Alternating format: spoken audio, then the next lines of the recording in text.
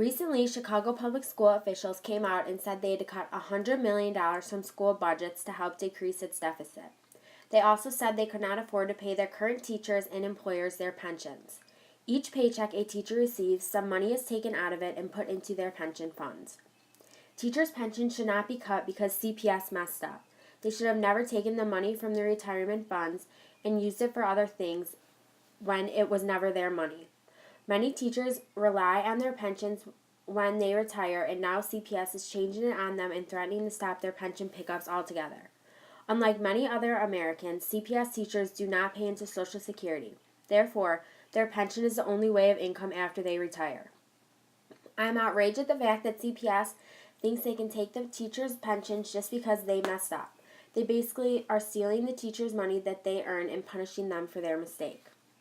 Since 1997, the pension funds have dropped almost half. This is unjust because the teachers paid into these funds and it is their money. Like I said earlier, each paycheck they receive, 9% is put into their pension funds. They are proposing to cut 7% of that. This violates a human person as created by God because people believe in what they are told and follow their passion based upon their employer's word. Because unethical politicians and administrators made poor choices, should dedicated humans with the passion and spirit to teach have to suffer? Human dignity of teachers is also being violated. They were promised their pensions when they retire, and now officials are taking it away from them. Their rights are violated and being taken away.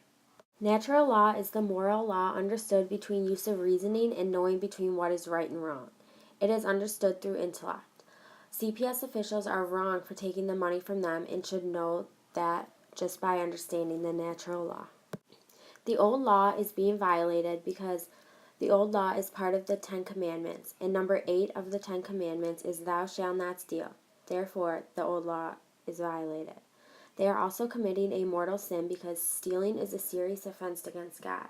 They are violating the sin of omission, which is failure to do something required by God, because God would want them to give the teachers their fair share of money.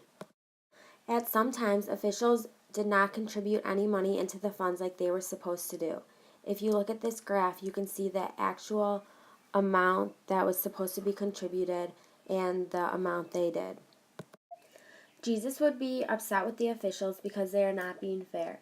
They took money out of the pension funds that did not belong to them to pay for other things, and they now are punishing the teachers for it. In James chapter 14, verse 17, Jesus says, "So whoever knows the right thing to do and fails to do it, for him it is sin."